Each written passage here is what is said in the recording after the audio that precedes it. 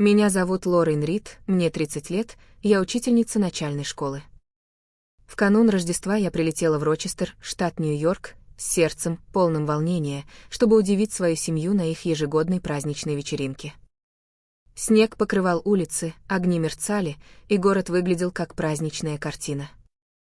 Но как только я остановилась перед домом родителей, странное чувство заставило меня замешкаться. Я тихо обошла заднюю часть дома, надеясь прокрасться внутрь. И тогда я увидела его. Моего дедушку, его хилое тело дрожало в темноте, глаза широко раскрыты от страха. Без пальто, без одеяла, только он один на пронизывающем холоде Рочестера. Внутри раздавался смех. Мои родители и сестра чокались бокалами шампанского, их лица светились у камина. Они выглядели радостными и теплыми, в то время как дедушка оставался снаружи всего в нескольких шагах. Мой желудок сжался, злость поднималась во мне. Я бросилась к нему, его дрожащие руки сжали мои, и я помогла ему войти внутрь. Комната мгновенно погрузилась в тишину. Все взгляды обратились ко мне, одни полны шока, другие — чувство вины, третьи — непонимание и сопротивление. Я крепче прижала дедушку к себе, каждое его слабое дыхание укрепляло мою решимость. Я поняла, что это не просто мимолетный момент. Это было начало конфронтации, которую я никогда себе не представляла. Какая семья может бросить своих собственных? И возможно ли что-то, что могло бы исправить это? Если у вас когда-либо был момент, который заставил вас увидеть свою семью в совершенно другом свете, поделитесь им в комментариях. И не забудьте подписаться, чтобы вместе со мной открывать истории, которые трогают самые глубокие уголки сердца. Снег Рочестера жег мне лицо, когда я подходила к заднему двору. Дедушка стоял там, его худое тело дрожало в темноте, без пальто, чтобы защититься от пронизывающего холода. Его глаза, обычно теплые от рассказов о старых войнах, были широко раскрыты от страха, метались, как будто он не понимал, где находится. Мое сердце сжалось. Это было не просто пренебрежение, это была жестокость. Я бросилась к нему, обернула шарфом его плечи. «Дедушка, это я, Лорен», — прошептала я, голос треснул. Он схватил мою руку, пальцы ледяные, и пробормотал что-то, что я не смогла расслышать. Внутри звенели бокалы и раздавался смех из гостиной, насмешливо контрастируя с происходящим снаружи. Я направила дедушку к задней двери, снег хрустел под моими ботинками, и заглянула в окно. Мои родители и сестра стояли у камина, лица их сияли самодовольством, в руках бокалы шампанского. «Он теперь только обуза», — сказал отец, голос резкий. «Не может даже ложку держать, не дрожа». Мама добавила, с ноткой презрения, «Зачем держать старика?» Сестра захихикала, «Он бесполезен». Моя кровь закипела. Они говорили о дедушке, человеке, который воспитал меня, водил на рыбалку, рассказывал сказки перед сном, как будто он ничто. Я распахнула дверь и помогла дедушке войти. Тепло дома ударило нас, но их взгляды были холоднее любого снега снаружи. «Что он здесь делает?» — рявкнула сестра, ставя бокал на стол. Я проигнорировала ее, усаживая дедушку на диван, руки его все еще дрожали. «Вы оставили его там?» Тихо, но с дрожью от ярости, спросила я.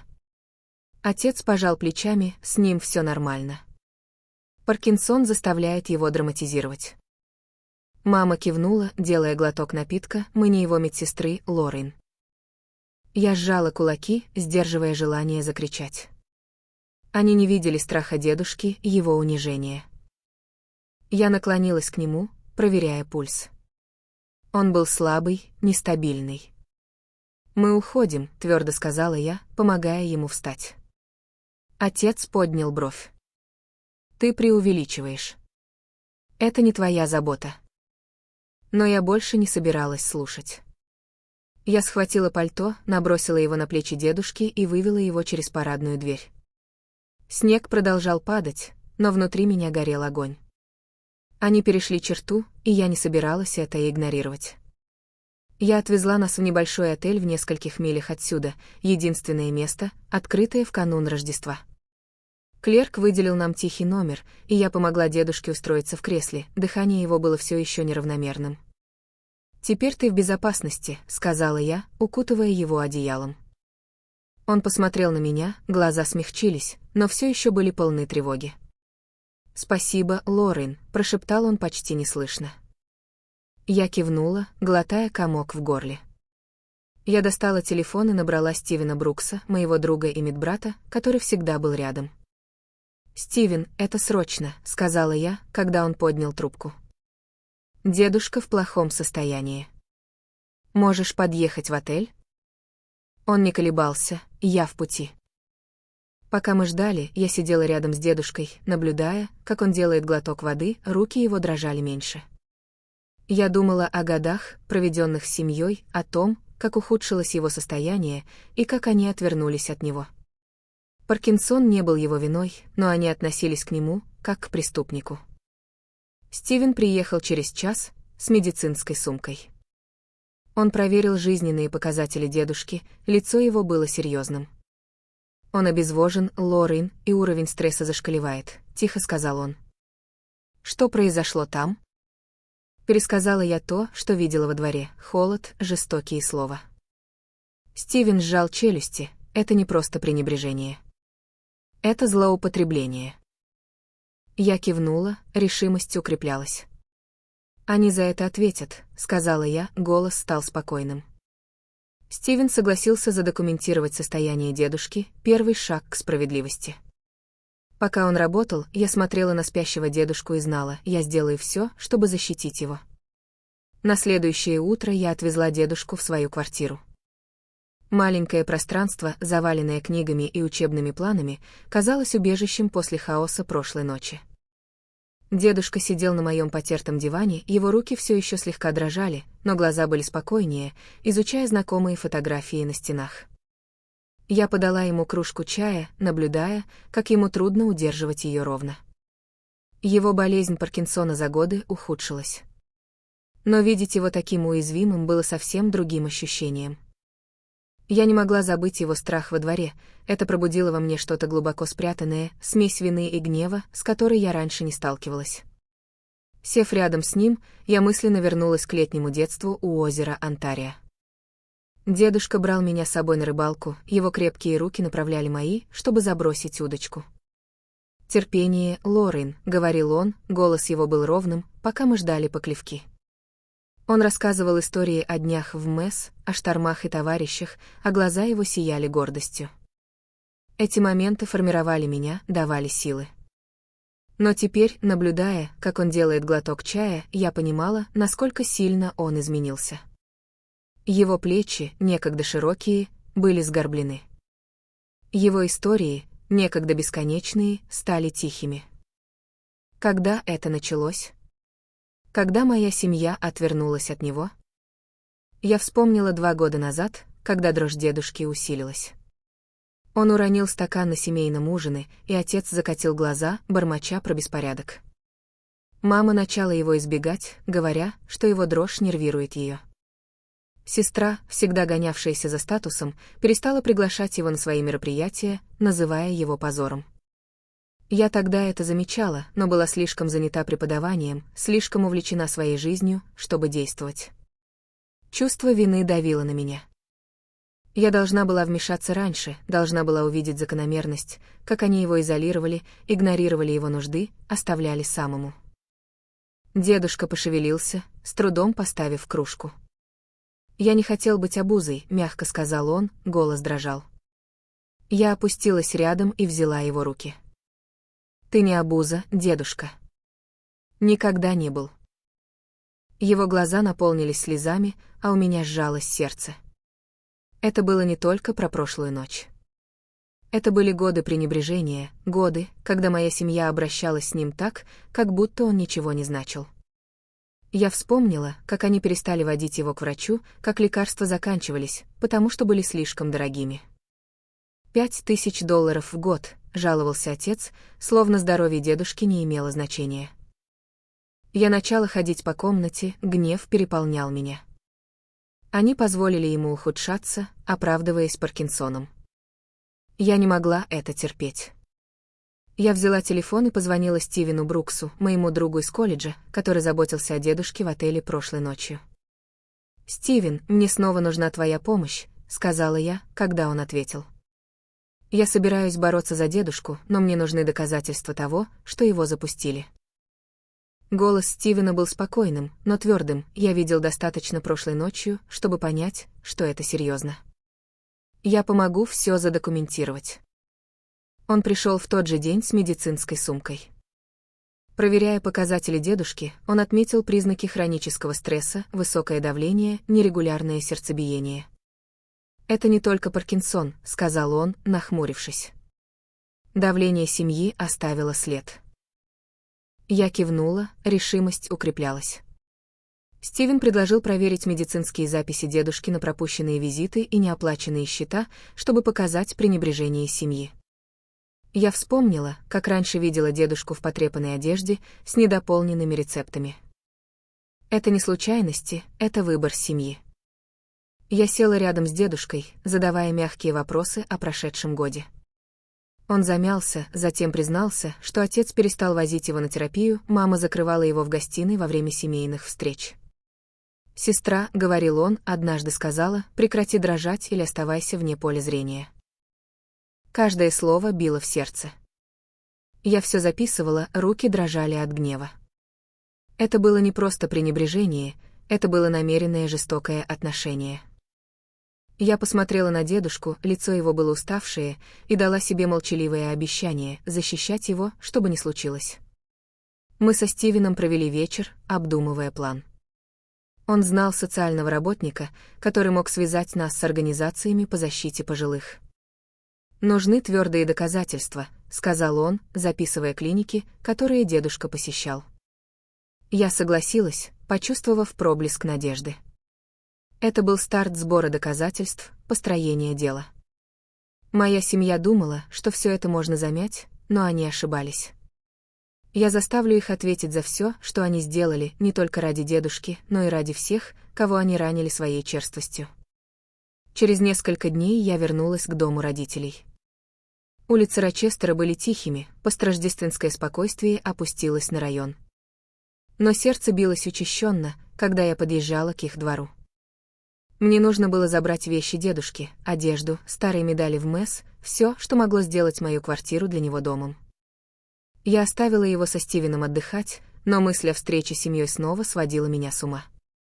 Я глубоко вздохнула, схватила пустую сумку и вышла из машины, решив действовать быстро. Входная дверь была не заперта, и я вошла, не стуча. Гостиная пахла хвоей от рождественской елки, стоящей в углу, но праздничного тепла уже не было. Отец стоял у журнального столика, сортируя бумаги, мама развалилась на диване, просматривая телефон. Сестра листала журнал, поставив дизайнерские ботинки на пуфик. Они подняли головы, удивленные, когда я пересекла комнату. «Я за вещами дедушки», — сказала я ровным голосом, несмотря на кипящий внутри гнев. Отец отложил бумаги, челюсть сжата, «Ты выставляешь себя дураком, Лорен», — голос резкий. «Забираешь его так. Разрушаешь семью». Я сжала ремень сумки. «Вы оставили его на холоде, отец. Вы называете это семьей?» Мама холодно засмеялась. «Он нас тянет вниз, Лорен. Его дрожь, его жалобы — это позор. Нам нужно поддерживать репутацию». Сестра кивнула, отбрасывая журнал, «Он теперь бесполезен». «Почему ты так зациклена на нем?» Я замерла. Их слова пронзали меня насквозь. Бесполезный дедушка, который служил стране, который учил меня отстаивать себя, был для них бесполезен. Мой гнев закипал, но я держала голос низким. «Вам стыдно за его Паркинсон». Я шагнула ближе и сказала, «Вы считаете его обузой, потому что он не вписывается в ваш идеальный образ». Лицо отца побледнело. «Мы сделали для него достаточно. $3000 на лекарства в прошлом году, и он все равно не может нормально функционировать». Мама вставила свое, «Мы не управляем домом престарелых. Теперь это твоя проблема».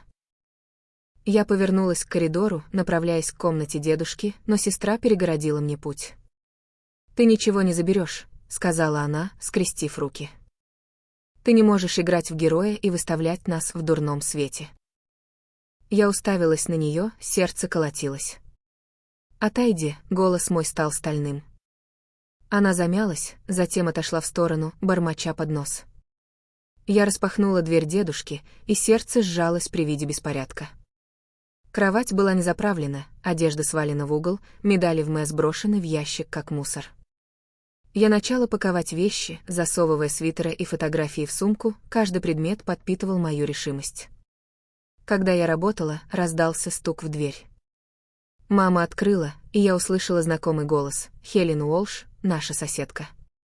Я вышла в коридор с сумкой в руках и увидела Хелен, ее пальто было припорошено снегом. «Я видела, Лорен, что вы сделали с Верноном», — сказала она, прищурив глаза на мою семью. Отец фыркнул: «Это частное дело, Хелен, не вмешивайся». Но Хелен не отступила. Я видела его прошлой ночью, дрожащего во дворе. «Вам должно быть стыдно». Мама закатила глаза: «Ты преувеличиваешь, как и Лорен». Я шагнула вперед, голос стал громче: «Нет, не преувеличиваем. Я видела это тоже.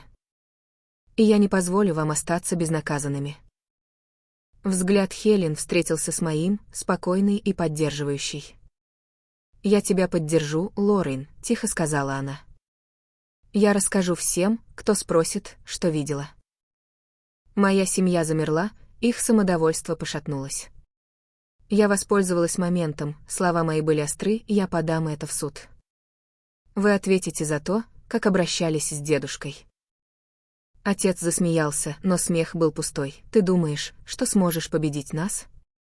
Удачи». Сестра ухмыльнулась, но мама выглядела неловко, телефон выскользнул у нее из рук. Я накинула сумку на плечо, Хелен была рядом, когда мы вышли. «Ты поступаешь правильно», — прошептала она твердо. Я кивнула, грудь сжата смесью страха и решимости. Моя семья думала, что сможет запугать меня, но они ошибались. Я буду бороться за дедушку, и с поддержкой Хелен у меня был шанс заставить их ответить. В начале января дедушка поселился в моей квартире. Зима в Рочестере была суровой, но моя маленькая гостиная, теперь украшенная его медалями в МЭС и старыми фотографиями, казалась теплее с ним рядом. Дедушка тихо сидел за кухонным столом, руки его стали устойчивее, когда он перелистывал книгу, которую я ему подарила. Паркинсон все еще делал мелкие задачи сложными, но он казался спокойнее и в безопасности. Я организовала визит доктора Кэрол Морган, семейного психолога, рекомендованного Стивеном, на эту неделю.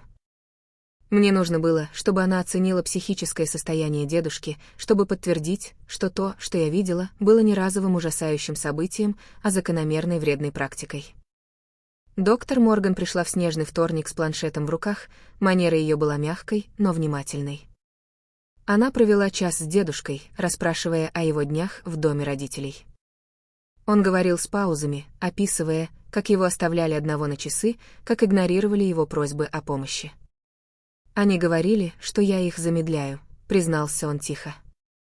Ручка доктора Морган быстро двигалась по блокноту, отмечая тревогу и признаки эмоционального пренебрежения. «Это серьезно, Лорен», — сказала она. Его психическое здоровье сильно пострадало. Я кивнула, грудь сжата. Ее отчет станет ключевым доказательством плохого обращения семьи. Вечером Стивен зашел с папкой документов, которые он собрал. Он связался со старой клиникой дедушки и нашел записи о 6 пропущенных приемах за прошлый год, все отмененные отцом. Они даже не заполняли рецепты должным образом. Стивен показал мне квитанции лишь на 2 месяца лекарств, когда дедушке нужно было 12. Я пролистывала бумаги, гнев переполнял меня. $2000 неоплаченных медицинских счетов, проигнорированных семьей. Затем Стивен передал мне флешку. «Хелен получила это», — сказал он. Текстовые сообщения с телефона моей сестры. Хелен, наша соседка, вмешалась неожиданно. Она подслушала, как сестра хвасталась перед подругой, что держит дедушку в узде, и сумела сделать скриншоты группового чата, где мама и сестра насмехались над его дрожью, называя его «дрожащей обузой». Сообщения были жестокими, неоспоримыми доказательствами их пренебрежения. Они могли все изменить.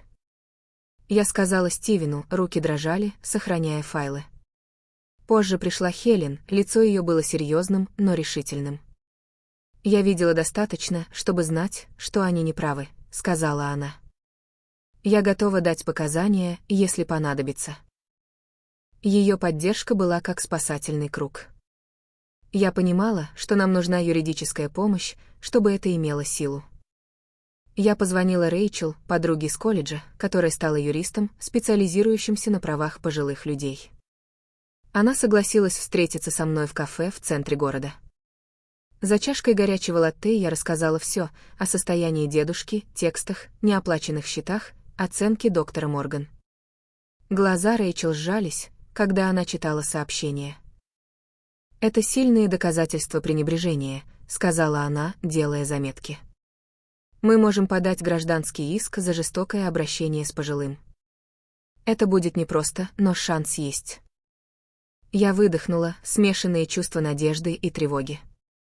«Я готова», — сказала я, что бы ни потребовалось. Но моя семья не собиралась оставлять это спокойно. Через 2 дня мой телефон зазвонил отец. «Брось это, Лорен», — сказал он холодно. «Если будешь настаивать, тебя нет в семье». Я сжала телефон, сердце колотилось. «Ты не запугаешь меня», — ответила я ровно. На следующий день мама оставила голосовое сообщение, тон был умоляющим, но резким: «Подумай, что ты делаешь с нами. Ты рушишь наши жизни». Сестра написала текст, слова были ядовитыми: «Ты пожалеешь, Лорен». Каждая попытка запугать меня лишь раззадоривала.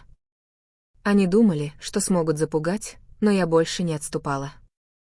Я встретилась с Рэйчел снова, показала ей угрожающие сообщения.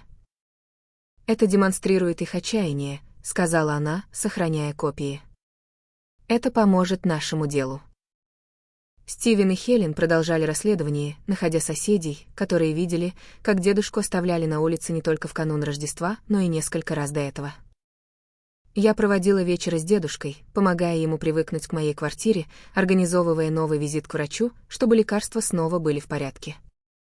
Теперь он чаще улыбался, но в глазах все еще была тихая боль. «Я никогда не хотел причинять проблемы», — сказал он однажды вечером.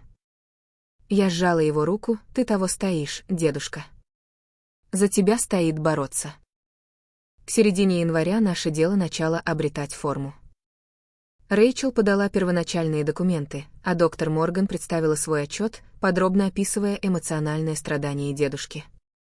Медицинские записи Стивена и скриншоты Хелен были готовы к предъявлению.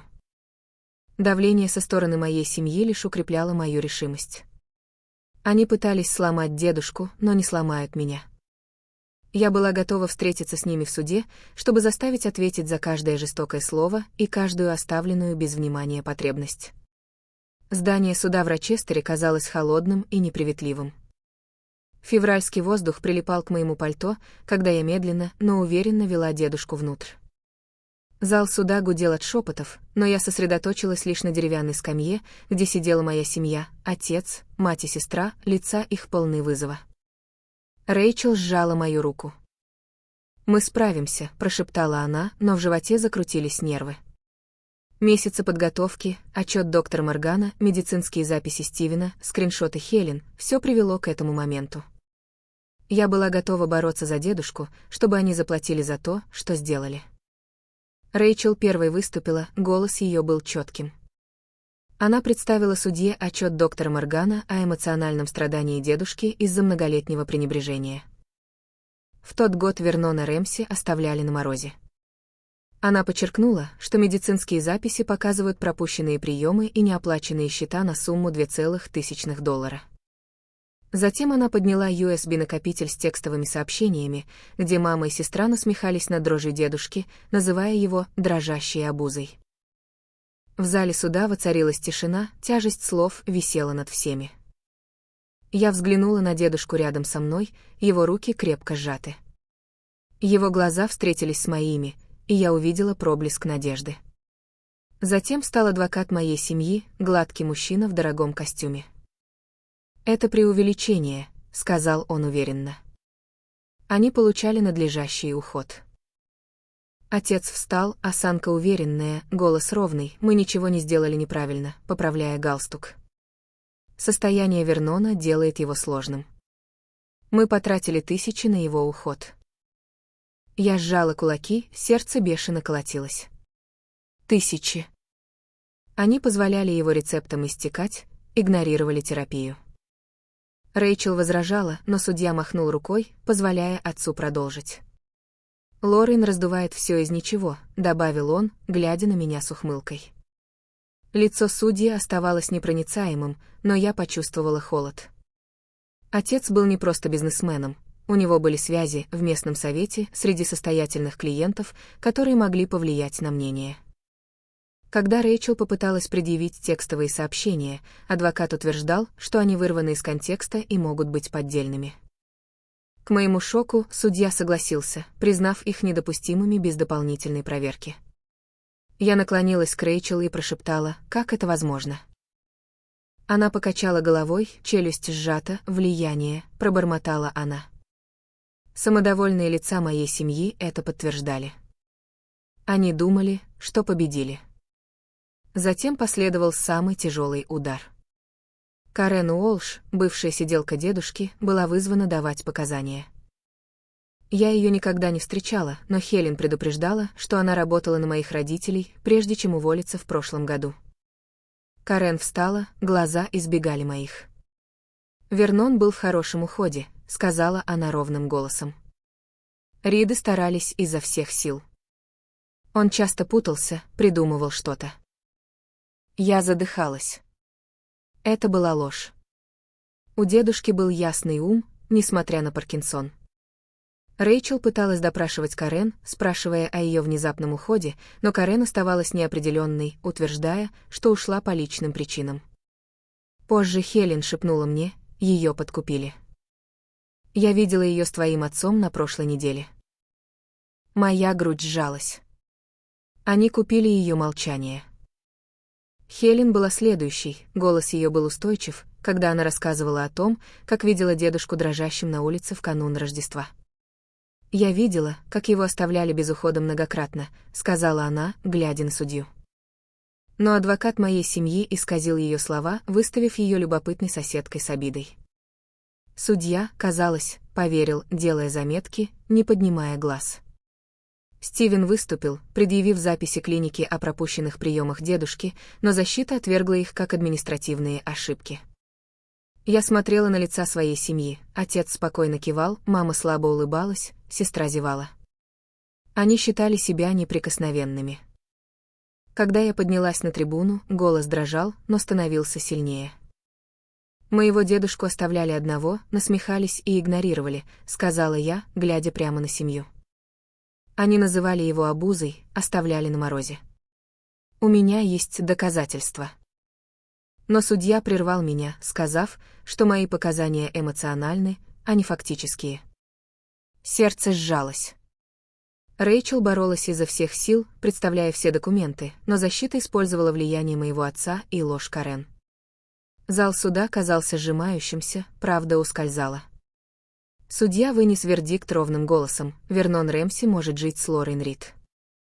Нет достаточных доказательств намеренного жестокого обращения. Моя семья облегченно вздохнула, я сидела, застыв, охваченная неверием. Ни малейших последствий. После всего Рэйчел коснулась моей руки. «Мы его спасли», — сказала она тихо. Это было что-то, но все еще недостаточно. Они ушли безнаказанными, их жестокость осталась без ответа. Когда мы выходили из зала суда, дедушка сжал мою руку. «Ты пыталась, Лорен», — сказал он тихо, но гордо. Я кивнула, сдерживая слезы, понимая, что настоящая борьба только начинается. Через несколько недель после суда Рочестер гудел от возмущения. Местная газета подняла историю, разместив заголовок о пренебрежении моей семьей дедушкой. В статье они не назывались прямо, но в нашем тесном сообществе все понимали, о ком речь. Социальные сети усилили гнев, посты на X называли «Мой отец – бессердечный бизнесмен, а сестра – эгоистичная светская львица». Я пролистывала комментарии в своей квартире, сердце было тяжелым, но я не удивлялась. Правда вышла наружу, и она ранила глубже любого судебного вердикта. Бизнес отца пострадал сильнее всего. Крупный клиент, рочестерская компания по недвижимости, отменил семизначный контракт, ссылаясь на этические соображения. Однажды вечером он позвонил мне, голос дрожал от гнева. «Ты опозорила нас всех, Лорен», — сказал он. «Это твоя вина». Я повесила трубку, руки дрожали. Он сам навлек на себя это, но слова все равно резали душу. Мама тоже столкнулась с последствиями. Ее уволили с работы в больнице после того, как коллеги стали шептать о ее роли в плохом обращении с дедушкой. «Это несправедливо», — написала она мне, но я не ответила. Сестра, всегда одержимая своим социальным кругом, оказалась отвергнутой. Приглашения на гала-мероприятия прекратились, а друзья перестали звонить. Я слышала, что она проводила дни одна, просматривая посты, осуждающие ее. Я не радовалась их падению. Боль от разрыва с семьей оставалась, но я знала, это было необходимо.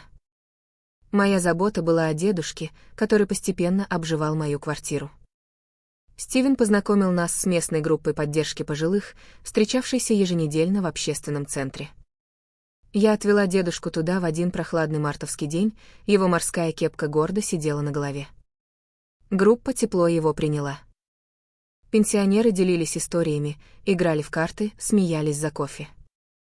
Глаза дедушки загорелись, когда он рассказывал истории о службе в МЭС ветерану по имени Карл. Впервые за месяцы я увидела его улыбку без всякой робости. Хелен Уолш присоединилась к нам на следующей встрече. Ее присутствие стало тихой силой. Она стала больше, чем соседкой, другом, который стоял с нами в самые трудные моменты. «У Вернона снова появился огонек», — сказала она, наблюдая, как он общается с группой. Я кивнула, в груди разлилась благодарность. Стивен, как всегда надежный союзник, регулярно проверял, чтобы новый врач дедушки поддерживал стабильность его лечения Паркинсона. Группа дала дедушке рутину и ощущение общности, и я видела, как он возвращает часть себя, свой юмор, истории, гордость. Однажды вечером он показывал внуку Карла, как завязать рыболовный узел, его дрожащая рука была уверенной и целеустремленной.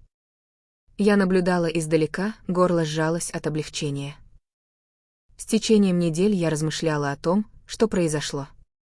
Суд не принес той справедливости, на которую я надеялась. Ни штрафов, ни официального наказания для моей семьи. Но реакция сообщества стала другим видом возмездия. Соседи, которые когда-то вежливо кивали моим родителям, теперь переходили улицу, чтобы избежать их. Местный блог опубликовал статью о пренебрежении пожилыми, ссылаясь на наше дело без имен, призывая людей проверять своих близких. Это вызвало обсуждение в общественном центре, где члены делились страхами быть забытыми. Я поняла тогда, что справедливость — это не только суды. Это когда люди встают, говорят правду и не позволяют жестокости пройти безнаказанно. Однажды вечером, когда мы с дедушкой сидели на диване, он повернулся ко мне. «Тебе не нужно было делать все это», — сказал он мягко, но ясно. «Но ты сделал», — сжала я его руку, чувствуя тяжесть его слов. «Твоя семья, дедушка», — ответила я, — «это достаточно». Он кивнул, глаза блестели. В тот момент я поняла, что важнее всего. Дело было не в наказании моей семьи, хотя они столкнулись с последствиями. Главное — дать дедушке жизнь, где он чувствует себя ценным, увиденным и любимым. Общественный центр стал нашей опорой. Стивен и Хелен присоединились к нам на совместный ужин, где дедушка делился своим знаменитым рецептом чили, смеясь, когда Карл дразнил его насчет секретных ингредиентов. Я наблюдала за ними, сердце было полно. Это была настоящая победа, не молоток судьи, а тепло людей, которым не все равно. Я боролась за дедушку, но именно сообщество, смелость Хелен, верность Стивена и доброта группы сделали разницу. Я поняла, что справедливость приходит, когда люди объединяются, выбирают семью не по крови, а по сердцу.